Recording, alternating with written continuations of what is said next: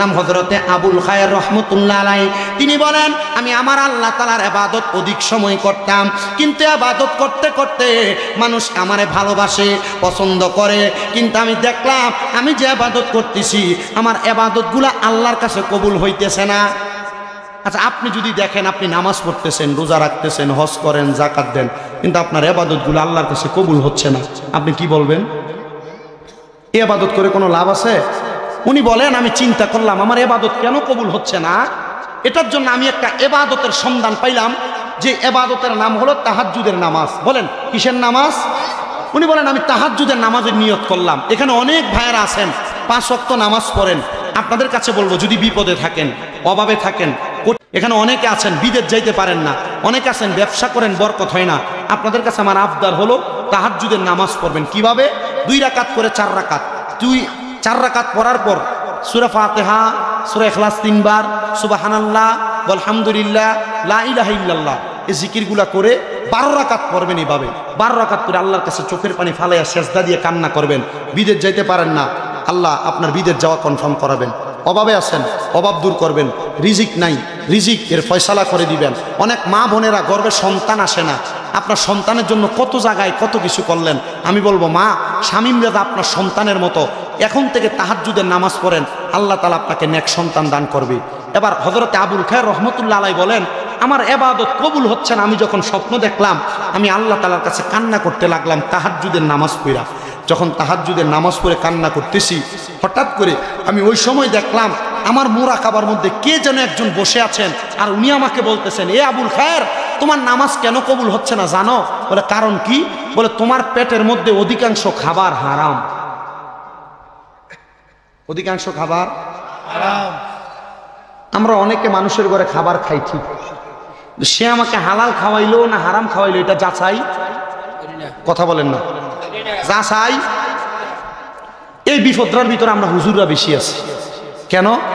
মসজিদের চাকরি করি, মসজিদের চাকরি করার কারণে এই চাকরির মনে করেন যে সান্নিধ্যে থাকাতে সভাপতি, সেক্রেটারি, এলাকার যে কোনো কেউ দাওয়াত দিল, দাওয়াতে গেলাম, এ হারাম খায়, এ ঘুষ খায়, এ পরের হক মাইরা মাইরা খায়, বা এলাকার যে কোনো মানুষ দাওয়াত দিল তার ঘরে খাবার খাইলাম।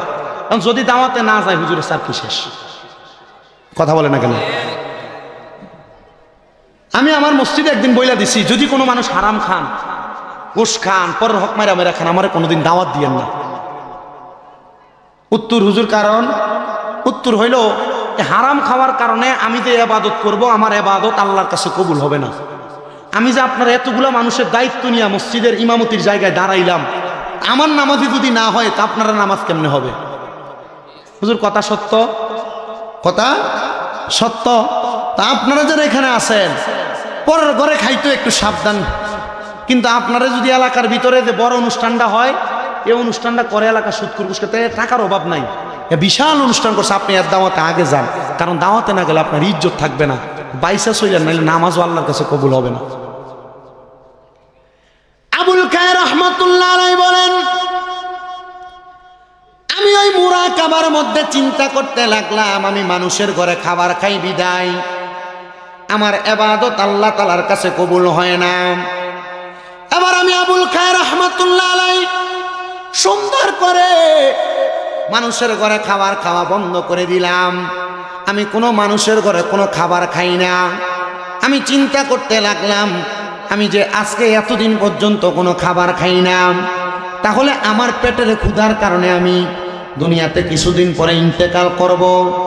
আবুল খায়ের রহমতুল্লাহ আলাইহি বলেন আমি 5 দিন পর্যন্ত টানা খাবার খাওয়া বন্ধ করে দিলাম।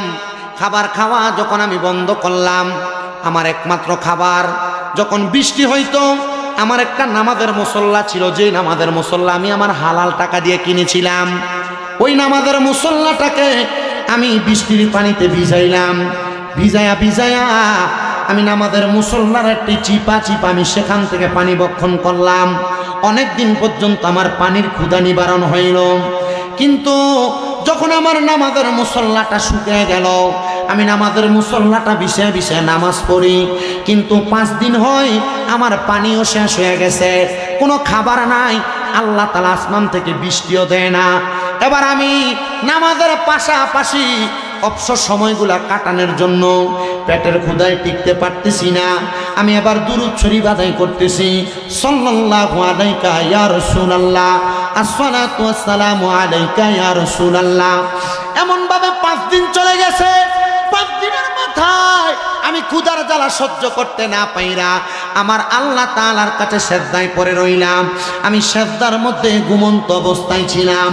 এমন টাইমে আমি নামাজের সেজদার মধ্যে দেখতেছি আমার ঘরের মধ্যে একটা নূরের আলো ঝলমল ঝলমল করতেছে।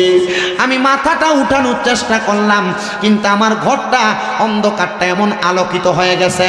এই অন্ধকার ঘরটা আলোকিত হওয়ার কারণে আমি আমার চোখটা ঠিক মতো খুলতে পারতেছিলাম না। আমি আবার চোখ খোলার চেষ্টা করলাম, আমি চোখটা খুলতে পারতেছিলাম না। এমন টাইমে আমার কে যেন একজন আইসা ডাক দিতেছে, এই আল্লাহর বান্দা ঘুম থেকে জাগ্রত হও। আমি জিজ্ঞাসা করলাম, মান আংতা, আপনি কে? উনি আমার পরিচয় দেয়। আমি হইলাম নবীজির ইসলামের চতুর্থ খলিফা, আমার নাম হলো হযরতে আলী কাররামাল্লাহু ওয়াজহু। উনি ডাক দিয়ে বলেন, আপনি কেন আমার ঘরের মধ্যে আগমন করলেন? তিনি বলেন, শুধু আমি আগমন করি নাই, ইসলামের প্রথম খলিফা হযরতে আবু বকর সিদ্দিক তোমার ঘরে আগমন করেছে। ইসলামের দ্বিতীয় খলিফা হযরতে ওমর ফারুক রাদিয়াল্লাহু তাআলা তোমার ঘরে আগমন করেছে। ইসলামের তৃতীয় খলিফা হযরতে উসমান জিন্নুরাইন তোমার ঘরে আগমন করেছে। আমরা 4 জন না, শুধু আমাদের মাঝখানে দেখো একজন দাঁড়িয়ে আছে, তিনি হইল রাহমাতুল লিল আলামিন নবীজি তোমার ঘরের মধ্যে হাজির হয়েছে। জবান খুলে জোরে জোরে পড়েন সুবহানাল্লাহ। আল্লাহর বান্দা বলো, জগতের মানুষ, ও দুনিয়ার মানুষ, শোনো, রহমতের নবীকে আমার ঘরের মধ্যে দেখার পরে আমি ঘুম থেকে উঠার চেষ্টা করলাম, আমি উঠতে পারলাম না। আমাকে হযরতে আলী কাররামাল্লাহু ওয়াজহু আমার হাতের মধ্যে, মানে ডান হাতের মধ্যে ধইরা আমার ঘরের মধ্যে সেজদা থেকে উঠাইয়া বসাইলেন। উনি এটা স্বপ্ন দেখতেছেন। তিনি বলেন, আমাকে যখন উঠাইলেন আমি দেখলাম আমার নবীজির নূরানি চেহারা মোবারক আমার চোখের সাথে পড়া। নবীজি আমারে বলতেছে, এরে আবুল কায়ের আল্লাহর বান্দা, তুমি দুনিয়া জমিনে হারাম খাবার খাও নাই, পানি চিপা চিপা খাইছো, যেই পানি তুমি মেঘের পানি, আল্লাহর সৃষ্টি, আল্লাহর দেওয়া। দুনিয়ার কোনো মানুষের খাবার তুমি তোমার পেটের মধ্যে ঢুকাও নাই। তোমার উদ্দেশ্য ছিল তোমার ইবাদতগুলা আল্লাহর কাছে গ্রহণযোগ্য বানাইবা। তাহলে তুমি কেন এই খাবারগুলা খাইলা না? আমি বুঝতে পারলাম। আজকে 5 দিন তোমার কাছে কোনো পানি নাই, খাইতে পারো না। বান্দা বলো, এখন যে সেজদা দিয়ে আসো, তুমি কি খাইতে পারলে তোমার কাছে ভালো লাগবে? উনি বলেন, অন্য কোনো কিছু লাগবে না, আমি যদি সামান্য একটু রুটি খাইতে পারতাম আমার পেটের ক্ষুধা নিবারণ হয়ে যাইত। এবার আল্লাহর হাবিব সাল্লাল্লাহু আলাইহি ওয়াসাল্লাম ওনাকে ঘুমের ঘরে স্বপ্নের মধ্যে নবীজির আস্তিন মুবারকের ভিতর থেকে একটা রুটি বের করলেন। বের করে বললেন, নে আল্লাহর বান্দা, তোর জন্য, তোর এত কষ্টের জন্য আমার পক্ষ থেকে তোকে একটা রুটি হাদিয়া দেওয়া হইল। জোরে বলেন। খাবার অনেক দিন খায় না।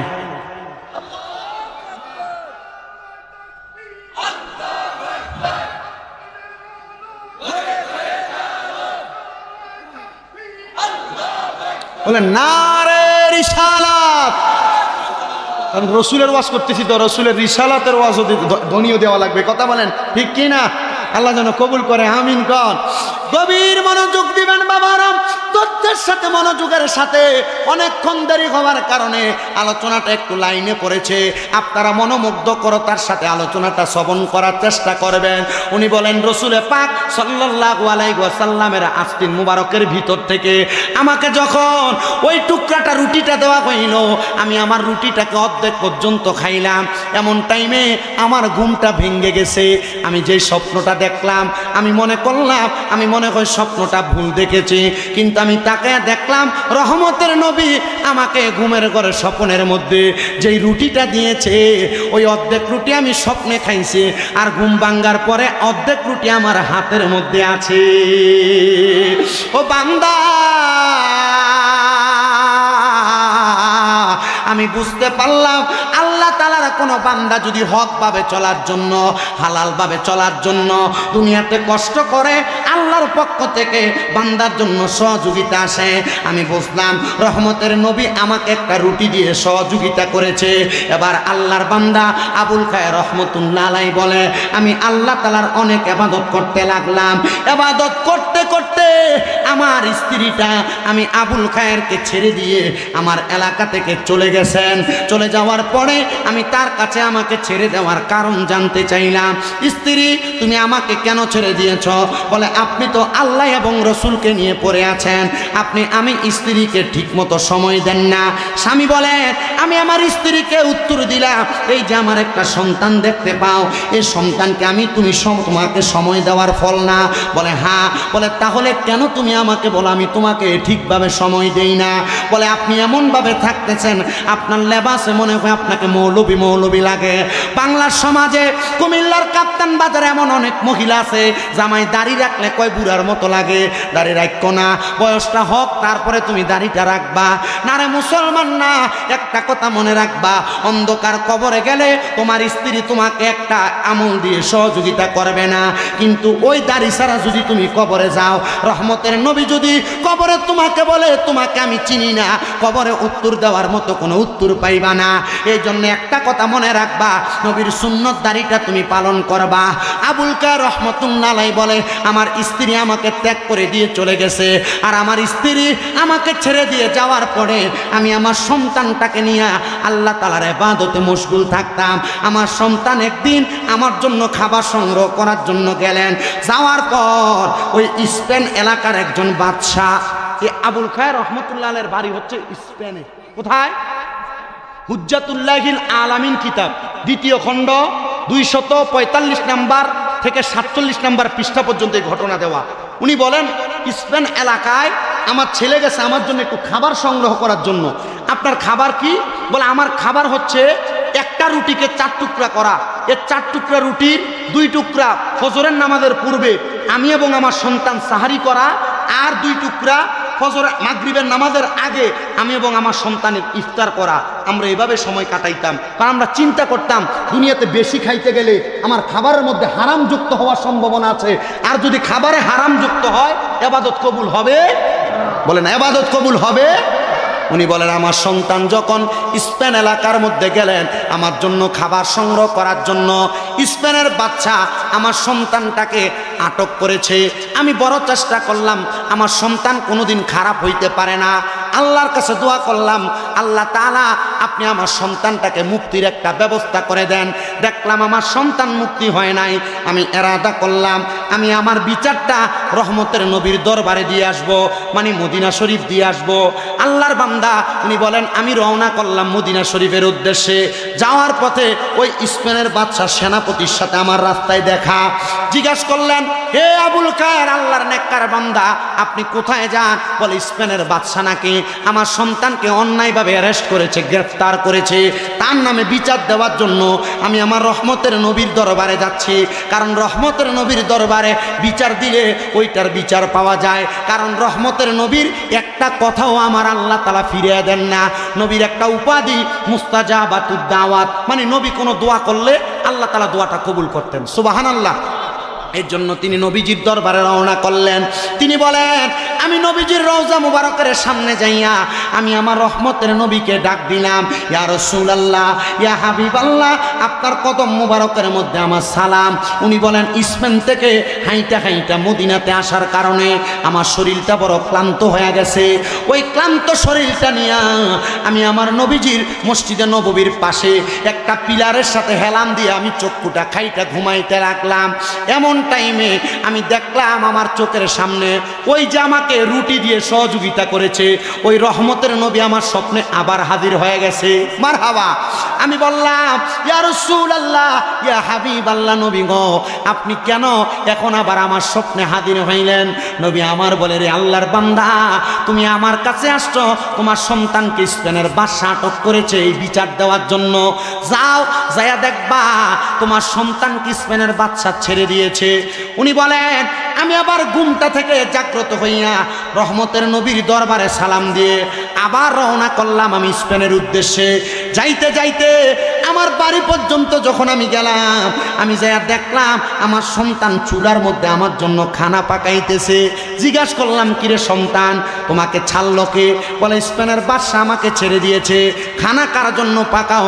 সন্তান বলে, বাবা আপনার জন্য। কিরে তুমি কি খবর পাও নাই তোমার বাবা যান তোমার জন্য বিচার দেওয়ার জন্য রহমতের নবীর দরবারে গেছে? বলতেছে, হ্যাঁ খবর পাইছি, তবে আমাকে যখন স্পেনের বাদশা ছেড়ে দিয়েছে আমাকে বলছে আমি যেন বাড়িতে আইসা আপনার জন্য ভালো ভালো খাবার পাকাই। এরা কেন? এখন খাবার পাকানো লাগবে না, চলো আমরা স্পেনের বাদশার কাছে চলে যাই। স্পেনের বাদশার সামনে যাইয়া আল্লাহর বান্দা ডাক দিয়া বলে, ওগো বাদশা, আপনার কাছে জানতে চাই আমার সন্তানকে আপনি কেনই বা অ্যারেস্ট করলেন, আবার কেন ছেড়ে দিলেন?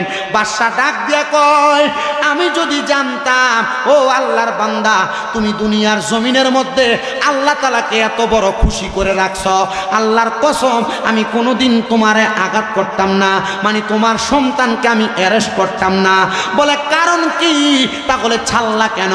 বলে গতকালকে রাত্রবেলা যখন আমি ঘুমাইলাম, আমি ঘুমের ঘরে স্বপ্ন দেখলাম রহমাতুল লিল আলামিন মুহাম্মাদুর রাসূলুল্লাহ আমি বাদশার ঘরের মধ্যে হাজির হয়ে গেছে। আমি বাচ্চাকে বলতেছি, ওরে বাচ্চা, তুমি যে আমার গোলাম, আমার পাগলের সন্তানটাকে অ্যারেস্ট করেছো, সে আজকে অনেক দিন সন্তানের জ্বালায়, সন্তানের টেনশনে ইবাদতটা মনোযোগ সহকারে করতে পারতেছে না। তুমি যদি মারা যাওয়ার পরে আমি রসুলের সুপারিশ চাও, মারা যাওয়ার পরে আমি নবীজির সাফায়াত চাও, আল্লাহর কসম তুমি বাদশাহ ওই আবুল খায়ের নামক আল্লাহর বান্দার সন্তানটাকে ছেড়ে দাও। আরে নবীজির সুপারিশ পাওয়ার আশায় আপনার সন্তানটাকে আমি ছেড়ে দিয়েছি, আপনার সন্তানটাকে আমি ছেড়ে দিয়েছি। উনি বলেন, রহমতের নবী, তোমাকে যেহেতু আমার সন্তানের ব্যাপারে সুপারিশ করেছে স্বপনের মধ্যে, তাহলে আমার বিশ্বাস আল্লাহর কোনো বান্দা যদি দুনিয়ার জমিনের মধ্যে নবীকে অধিক পরিমাণ স্মরণ করে, তাহলে ওই ব্যক্তিকে নবীজি ঘুমের ঘরে দিদার দান করবে। আমি প্রথমে আপনাকে বলেছি আপনার টাকার অভাব নাই, ব্যাংকে আপনার অনেক ব্যালেন্স আছে, আপনার ড্রয়ার ভর্তি টাকা আছে, আপনার জায়গা সম্পদ আছে, কিন্তু আপনার নবীকে আপনি দেখেন নাই, নবীর রওজা মোবারক দেখেন নাই। এই টাকা দিয়ে কোনো লাভ হবে না, এই সম্পদ দিয়ে কোনো লাভ হবে না। আবুল খায়ের রহমতুল্লাহ আলাইহি বলে, কোন আল্লাহর বান্দা যদি দুনিয়ার জমিনের মধ্যে থাইকা রহমাতুল লিল আলামিন নবীকে বেশি বেশি স্মরণ করে গো, আমার আল্লাহ তাআলা ওই ব্যক্তিকে মরণের আগে একবার নবীজির দিদার দান করবে। বলেন সুবহানাল্লাহ। আরে কত মানুষ প্রশ্ন করে নবীজির দিদারটা কেমনে দান করবে, নবীজির দিদার কেমনে পাবে? একবার নবীজির দিদার পাওয়া দরকার, একবার নবীজির দিদার পাওয়া দরকার।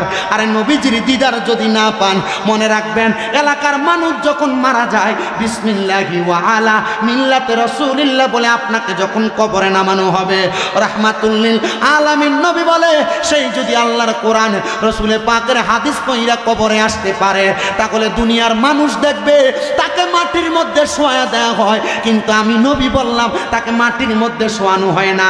আমি রহমতের নবীর নূরানি কুল মুবারকের মধ্যে আমি ওই উম্মতকে নিয়ে নেই। বলেন সুবহানাল্লাহ।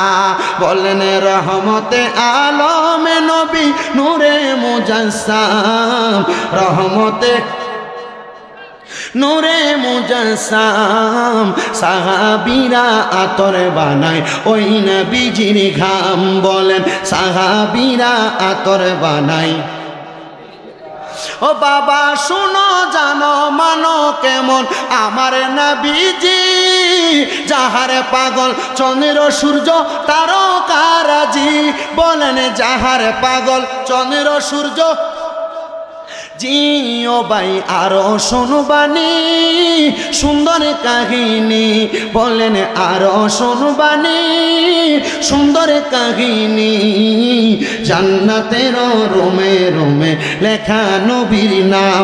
বলেন রহমতে আলম নবী নূরে মুজাসসাম। বলেন রহমতে আমি সাহাবীরা আতর বানাই ওই নবীজির ঘাম মোবারক সাহাবীরা আতর বানাই বাবা উস্তুনে হান্নানা একটা খেজুর গাছের নাম যাকে ধরে খুতবা দিতেন রাসূল আকরাম বলেন যাকে ধরে খুতবা দিতেন রাম গাছটা নবীর বিরহে কাঁদিতে রহে গাছটা নবীর বিরহ কাঁদিতে রহে হতবাগ হইলেন যত সাহাবাই কেরাম হতবাগ হইলেন যত সাহাবাই কেরাম রহমতে আলম নবী নূরে মুজাসসাম বলেন রহমতে আলম নবী নূরে মুজাসসাম সাহাবীরা আতর বানায় ওই নবীজির ঘাম মুসলমান তাহলে আপনি যদি আপনার জীবনটাকে ঈমানের সাথে নেক আমলের সাথে সাজাইতে পারেন ওই কবরে যখন আপনাকে আমাকে রাখা হবে ওই কবরে নবীজির কুল মুবারকে নিবে ওই কবরে কোনো চিন্তা নাই ওই কবরে কোনো টেনশন নাই ওই কবরে কোনো ভাবনা নাই ও মুসলমান কেমনে রে দুনিয়ার জমিনে নবীর কথা মোতাবেক আপনি আপনার জীবনটাকে সাজান না এবার আবুল খায়ের রহমতুল্লাহ আলাইহি বলে বাদশার দরবারে সালাম জানাইয়া আমি বাড়ির মধ্যে চলে আসলাম আমার সন্তান বলে বাবা দুনিয়ার জমিনে যেহেতু আপনি এত ইবাদত করেন ঠিক আছে আপনি কষ্ট করে আসছেন গোসল করে আপনি আমার আল্লাহ তাআলার একটু ইবাদত করেন রান্না শেষ করে আপনার জন্য আমি খাবার পরিবেশন করতেছি আবুল খায়ের রহমতুল্লাহ আলাইহির সন্তান বর্ণনা করতেছে আমার বাবা যান পবিত্র হইয়া নামাজ পড়া আমার খাবারের জন্য অপেক্ষা করতেছে আমার বাবা যখনই ঘরে থাকতেন দেখতাম আমার বাবার জবানের মধ্যে হয় লা ইলাহা ইল্লাল্লাহর জিকির নচেত আল্লাহ জিকির নচেত নবীজির দুরূদ শরীফ আমার আব্বা জান পড়তেন কিন্তু আমি দেখলাম কিছুক্ষণ পর্যন্ত আমার বাবা আল্লাহর জিকির করতেছেন কিছুক্ষণ পর্যন্ত আমার বাবা নবীজির দুরূদ শরীফ পড়তেছেন হঠাৎ করে আমার ঘরের মধ্য থেকে আওয়াজ বন্ধ হয়ে গেল কোনো আওয়াজ আসে না আমি দৌড়ে আমার ঘরের মধ্যে গেলাম আমি যায়া দেখলাম আমার আব্বা জান নামাজের মুসল্লার মধ্যে সেজদা দিয়ে পড়ে আছে আমি ডাকলাম আব্বা জান খাবেন কি খাবেন না আমার আব্বা জান কোনো জবাব দেয় না অনেকক্ষণ অপেক্ষা করলাম আমি চিন্তা করলাম সেজদার মধ্যে 3 বার 5 বার 7 বার সুবহান রাব্বিয়াল আলা পড়ার কথা আমার আব্বা দি সেজদা থেকে মাথা উঠান না আমি আমার আব্বা জানের মাথার মধ্যে তার হাতটা রাখলাম রাখার পরে দেখলাম আমার আব্বা জান ডান দিকে কাত হয়ে পড়ে যাচ্ছে জিজ্ঞেস করলাম বাবা জান আপনি কেন কথা বলেন না কোনো জবাব দেয় না নাকের মধ্যে হাত দিলাম মুখের মধ্যে হাত দিলাম দেখলাম আমার আব্বা জানের না শ্বাস প্রশ্বাসগুলো বন্ধ আমি বুঝতে পারলাম আমার আব্বা জান ইন্তেকাল করেছে ইন্না লিল্লাহি ওয়া ইন্না ইলাইহি রাজিউন সমস্ত এলাকার মানুষকে খবর দিলাম আমার আব্বার কাফন হইল আমার আব্বার দাফন হইল জানাজার নামাজ আমি সন্তান নিজে পড়াইলাম কেন কেন আমি সন্তান পড়াইলাম জানো আল্লাহর নবীর ঘোষণা দুনিয়ার জমিনে কোনো মা মারা যাওয়ার পরে বাবা মারা যাওয়ার পরে কোনো সন্তান যদি তার মা বাবার জানাজার নামাজ পড়ায় আল্লাহু আকবার বলে তাকবীর বাইন্দা আসসালামু আলাইকুম ওয়া রাহমাতুল্লাহ বইলা সালাম শেষ করার আগে আমার আল্লাহ তাআলা ওই সন্তানের মা বাবাকে মাফ করে দেয় মা বাবার জীবনের গুনাহ মাফ করে দেয় ও কাপ্তান বাজারের বাটার পুকুর পাড় আল আমিন ফুরকানিয়া মাদ্রাসা এলাকার কমিটিরা ও এলাকাবাসীরা এলাকাতে একটা ফুরকানিয়া মাদ্রাসা বানাইলেন একটাবার চিন্তা করেন ফুরকানিয়ার মধ্যে পইরা আপনার সন্তান কোরআন শিখবে ফুরকানিয়ায় পইরা আপনার সন্তান হাদিস শিখবে ওই সন্তান জানাজার নামাজ পড়ানো শিখবে ওই সন্তান যদি আপনি বাবা মারা যাওয়ার পরে আপনি মা মারা যাওয়ার পরে আপনার জানাজার নামাজে দাঁড়ায় যায় আল্লাহর নবী বলতেছেন আল্লাহু আকবার বলে নিয়ত করলো সালাম ফিরানোর আগে ওই মা বাপকে মাফ করে দেওয়া হইল মা বাপ কবরে যাওয়ার আগে নিষ্পাপ ওই মা বাপকে আল্লাহ তাআলা জান্নাত প্রদান করবে একটা সন্তানকে মাদ্রাসায় পড়াইবেন বলে হুজুর মাদ্রাসায় পড়াবো না আমার সন্তানকে জজ ম্যাজিস্ট্রেট বানাইবো ডাক্তার বানাইবো বানান সমস্যা নাই বাংলাদেশে অনেক ডাক্তার আছে যারা নামাজ পড়াইতে পারে বাংলাদেশে অনেক ডাক্তার আছে যারা কোরআন পড়তে পারে বাংলাদেশে অনেক জজ অ্যাডভোকেট আছে যারা দুনিয়ার জমিনে নামাজ পড়াইতে পারে কোরআন পড়তে পারে জানাজা পড়াইতে পারে আপনি আপনার সন্তানটাকে সর্বনিম্ন ইসলামের যেই মৌলিক শিক্ষাগুলা শিখিয়ে দেন আপনার সন্তান যদি আপনার জানাজা পড়ায় আল্লাহ আপনার জীবনের গুনাহ মাফ করে দিবে আবুল খায়ের আল্লাহর বান্দার সন্তান বলে আমি আমার আব্বারে জানাজার নামাজ পড়াইয়া আমার নিজ হাতে আপনাকে কবরে রাখলাম, মিনহা খলাকনাকুম ওয়া ফিহা নুঈদুকুম ওয়া মিনহা নুখরিজুকুম তারাতান উখরা বইলা কবরে রাখলাম। জবান বন্ধ নাই, মুহাব্বতের আওয়াজে পড়েন আল্লাহু আকবার। সবাই জোরে জোরে দুরূদ। মাহফিলে হায়রে দয়া করে কবুল করেন মায়ার আল্লাহ আমরা রে, আল্লাহুম্মা সাল্লি মুহাম্মাদ নাবিয়ানা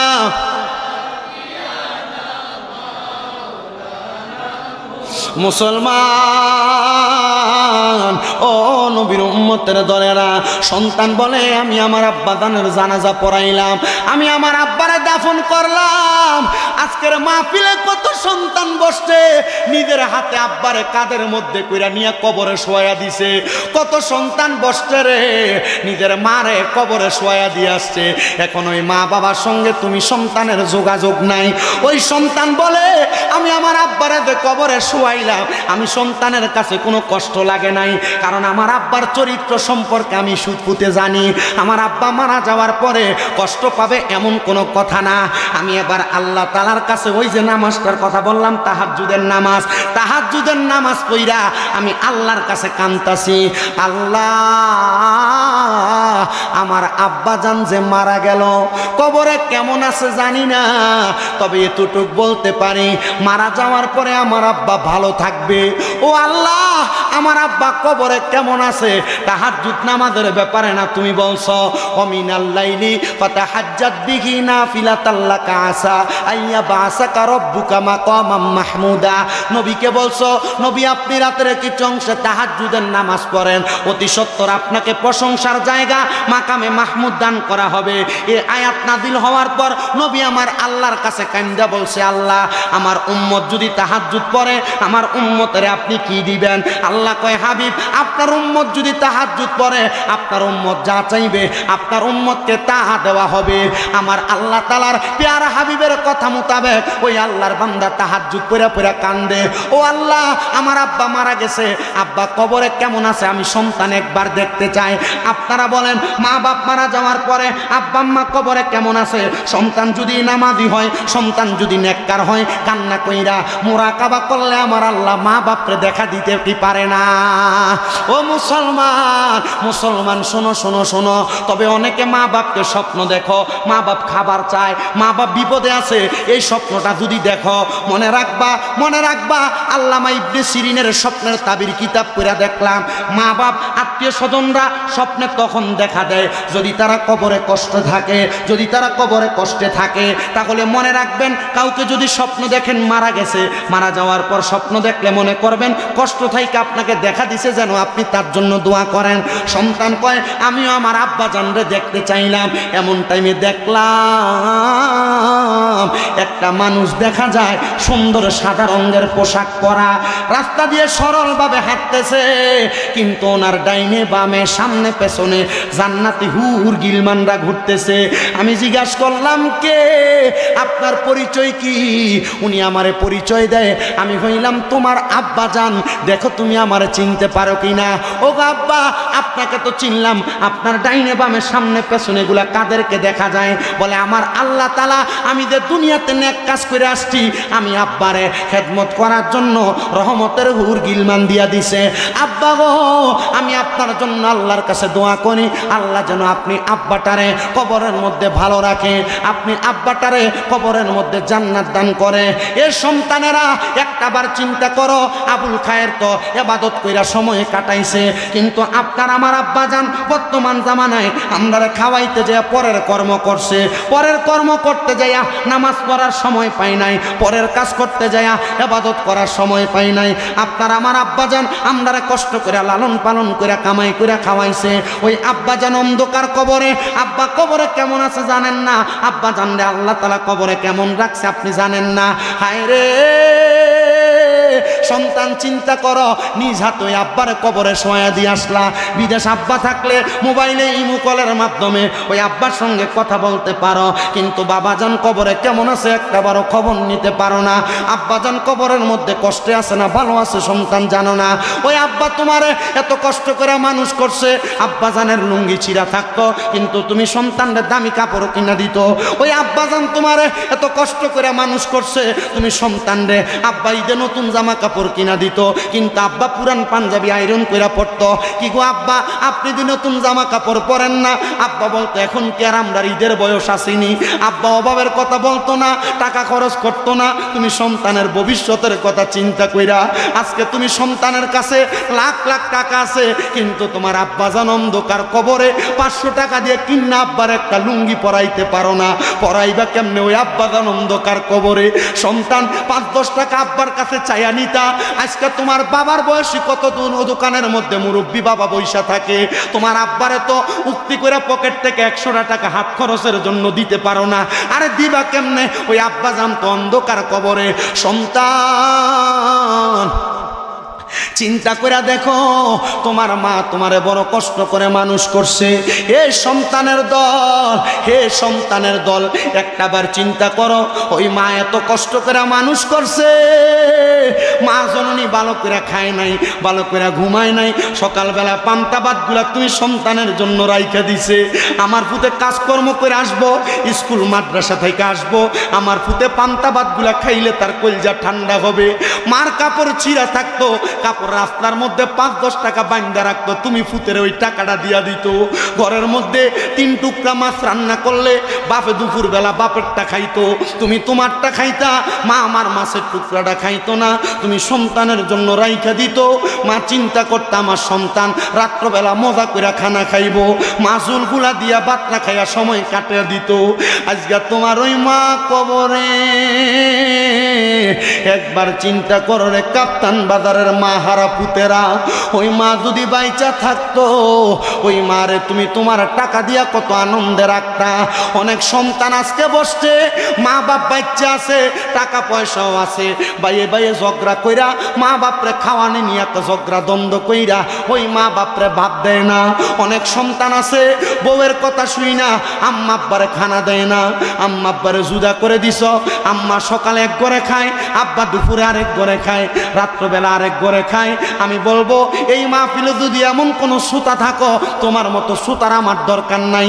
আমি শামীম দাদা না, পুরা কুমিল্লার সবচাইতে বড় আলেম দিয়া যদি ওয়াজ করাও আর মা বাপরে বাত না দাও, মা বাপরে জুদা কইরা দাও, আমি শামীম দাদার ওয়াজ শুই না তোমার কোনো লাভ হবে না। বলে হুজুর কেন কেন কেন? আল্লাহর নবী হাদিস বলে, রেদার রব্বি ফি রিদাল ওয়ালিদাইন, সাকাতুর রব্বি ফি সাকাতিল ওয়ালিদাইন। আম্মা আব্বার সন্তুষ্টিতে, আম্মা আব্বার খুশিতে আমার আল্লাহ খুশি হয়ে যায়, আম্মা আব্বার রাগান্বিততে আমার আল্লাহ রাগান্বিত হয়ে যায়। মা বাপরে বাত না দিয়া, মা বাপরে জুদা করে দিয়া শামীম দাদার ওয়াজ শুনবা, তোমার মতো সুতার আমার দরকার নাই। এ সন্তান দে তোর পাও আমার সামনে দে, আমি শামীম দাদার জিব্বা লাগাইয়া তোর পাও আমি পরিষ্কার করে দিমু। তবু আদা করবি ওই মা বাপরে যদি আলাদা করে থাকো, আজকে মাহফিল থেকে বাড়িতে যাইয়া আম্মা আব্বার পাগুলার মধ্যে ধরবা আর ধরে বলবা, মা ও আব্বা আপনারা জুদা করছি, আলাদা করছি, মাপ চাই, আর আলাদা খাওয়া লাগবে না। কারণ মা বাবা বুড়া হয়ে গেলে জিব্বার স্বাদ নষ্ট হয়ে যায়, কখন কোনটা খাবে ভয়ে তুমি ফুতের কাছে কয় না। কারণ ফুত যদি ধমক দেয়, আল্লাহর নবী কয় কিয়ামতের একটা আলামত হইল, কিয়ামতের আগে সন্তানরা মা বাপরে ধমক দিয়া কথা কইব। এ সন্তান তুমি জানো না তোমার মা বাবার যে সপ্তাহ তোমার ঘরে খানা হয়, ওই দিন তোমার ঘরে আর ভালা রান্দা হয় না। ও সন্তান আম্মা আব্বার কদমটার মধ্যে ধরে কইবা, ও আম্মা ও আব্বা আজকে থেকে এক ঘরে থাকবেন, 3 ভাইয়ের ঘর থেকে 3 রকমের খানা আপনার সামনে আসবে, আপনার যেইটা দিয়া মন চাই সেটা দিয়ে আপনি খাবার খাইবেন। ওই মা বাবা অন্ধকার কবরে। সন্তান চিন্তা করো না, চিন্তা কইরো না, ওই মা বাবার মনে কষ্ট যদি দিয়া থাকো, আল্লাহর কাছে আজকে আখিরি মুনাজাতে মাপ চাইবা, আল্লাহর কাছে দোয়া চাইবা, আল্লাহ আমারে মাফ করে দাও। কিন্তু মনে রাখবা, যদি কোনো সন্তান এমন মা বাপরে কষ্ট দিয়া থাকো, এখান থেকে যাইয়া আম্মা আব্বার কদমে ধরে মাপ চাইবা। অনেকে চিন্তা করে হুজুর মাপ চাইবো দূরের কথা, আমি তো দুই ঈদের সময় মা বাপের পাঁচ হইয়া সালামি করি না, আমি মাপ চাইবো কেমনে? আরে শুধু সালাম করা না, আল্লাহর নবী আবু দাউদ শরীফের হাদিস শরীফের মাধ্যমে বলতেছে, মাঝে মাঝে সুযোগ পাইলে আম্মা আব্বার কদমের ভিতরে চুমা দিবা। ও নবী কেন গো? কারণ আম্মা আব্বার কদমে চুমা দিলে আল্লাহর জান্নাতের চৌকাঠে চুমা দেওয়ার সওয়াব পাওয়া যায়। হায় রে সন্তান, অনেকে চিন্তা করে হুজুর যাদের বাড়িতে আব্বা আছে তারা বাড়িতে যাইয়া আব্বা আম্মার কদমে ধরে মাপ চাইব। আমার তো আব্বা নাই, আমি কার পায়ে ধরে মাপ চাইব? এ সন্তান, অনেকে চিন্তা করতেছে হুজুর যাদের বাড়িতে মা আছে তারা বাড়িতে যাইয়া মার পায়ে ধরে মাপ চাইব। আমার তো মা নাই, আমি কার পায়ে ধরে মাপ চাইব? সন্তান চিন্তা কইর না, মাপ চাওয়ার সুযোগ যদি তোমার না থাকে, আল্লাহর নবী কয় কোনো সন্তানের মা মারা যাওয়ার পরে, বাবা মারা যাওয়ার পরে ওই সন্তান যদি আল্লাহর কাছে হাত বাড়ায়া বলে রব্বির হামহুমা কামা রব্বায়ানি সগীরা ওকুর রব্বির হামহুমা কামা রব্বায়ানি সগীরা, এই দোয়াটা করার সময় সন্তানের মণিকুঠার মধ্যে একটা মাছির মাথা পরিমাণ পানি যদি ছাইরা দিয়া কান্না করে, ওই পানি মাটিতে পড়ার আগে আমার আল্লাহ তাআলা ওই সন্তানের মা বাবার কবরের আযাব মাফ করে দেয়। হায় রে সন্তান, ওই মা কবরে, ওই বাবা কবরে, ওই মা বাপ যদি কবরে থাকে, ওই মা বাপরে তো সেবা করতে পারো না, মা বাপরে একটু ভালো খাওয়াইতে পারো না। এ সন্তান, তোমার কাছে আবদার, আমার কথাটা মনোযোগ দিয়া শুনবা, যদি ভালো লাগে আমার কথাটার উপর তুমি কাজ করবা। মা বাপ বাচ্চা থাকলে ওই মা বাপরে যদি এক মাসে 1000 টাকার ওষুধ কিনা দিতা, তাহলে 12 মাসে 12,000 টাকা তোমার লাগতো। ওই মা বাপ বাচ্চা থাকলে ওই মা বাপরে যদি মাসে 2000 টাকার ফল কিনা খাওয়াইতা, 12 মাসে 24,000 টাকা লাগতো।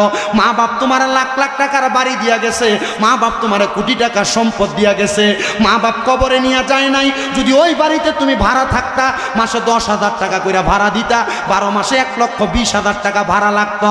তোমার কাছে 1 লক্ষ চাই না, 1,20,000 চাই না। এই কাপ্তান বাজার বাটার পুকুর পাড়ের আল আমিন ফুরকানিয়া মাদ্রাসাটা এভাবে পড়ে আছে। একটা সন্তান বলছে, শুধু বলবা হুজুর আমার মা মারা গেছে, আমার মা কবরে কেমন আছে আমি জানি না। মা বাপ বাচ্চা থাকলে মা বাবার পেছনে টাকাটা খরচ করতাম। হুজুর আমার মার জন্য দোয়া করবেন, আব্বার জন্য দোয়া করবেন, এই বাটার পুকুর পাড় মাদ্রাসাটার জন্য আমি 50,000 টাকা দান করব। আসেন নাকি একটা সন্তান হাতটা বাড়াইয়া বলবেন, বলে হুজুর আমার মার জন্য দোয়া চাই, এই মাদ্রাসার জন্য আমি সন্তান 20,000 টাকা দান করব। একটা সন্তান হাত বাড়াইবেন, আপনার জন্য মন খুলে দোয়া করা হবে। সন্তানের দলেরা টাকা পয়সা ধন সম্পত্তি সব করে থাকবে, আপনি কবরে থাকবেন, আপনার সন্তান আপতে কুকতে টাকা পয়সা ব্যয় করবে, কবরের আযাব মাফ চাইয়া